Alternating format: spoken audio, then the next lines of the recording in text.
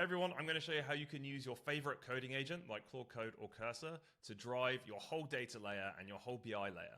So in Lightdash, because all of the resources are represented as code, you can use something like Claude Code to manipulate those files really effectively. So if you're doing big bulk updates to a lot of dashboards and charts, a big refactor of a table name or something, you can do that all without clicking through the UI. Those days are numbered.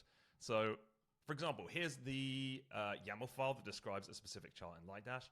It has everything about how the query runs. It has everything about the configuration for the chart. And that means that we can operate on it with Claude. So the starting point for this is make sure you have the Lightdash CLI installed. That's where you get all of this magic. And you're going to use this new command called Lightdash install skills.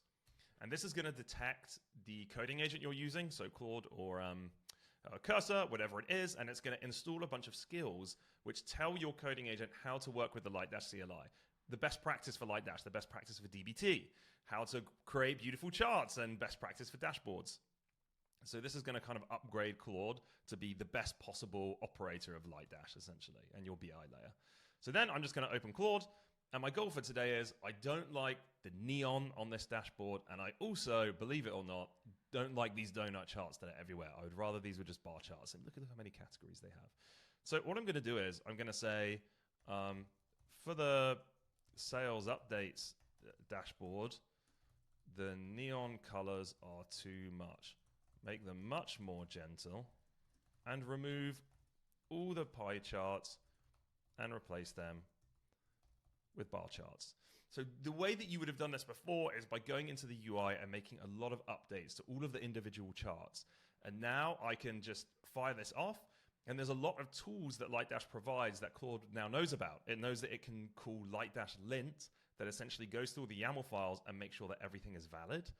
And it can use Lightdash upload to upload all of the content straight to the project. So this is going to take a while because it's going to go through an agentic loop where it keeps reading the files and updating them and running the linter.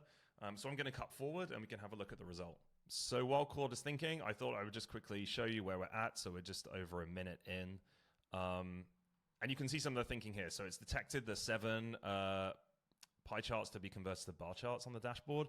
And it's detected there's bars and line charts with bright neon colors and tables with conditional formatting that needs to be softened too. And so we can go back and verify that. We've got 1, 2, 3, 4, 5, 6, 7 pie charts on here and the neon colors on these two. So it looks like it's off to a good start. Okay, that's it. It took around 3 minutes and 30 seconds. Most of that time is spent thinking. You can see here it's actually managing an entire project with 50 dashboards. So let's go back and let's see how we've done. And the great thing is, when I'm doing this, I can be spending some time doing something else in my data stack, you know? And here we go. I've got a lovely soft palette here, which is much more pleasing to my eye for both this chart and also my conditional formatting as well. And then if I go down, all of my pie charts have been converted to bar charts, which just is so much nicer on the eye for me.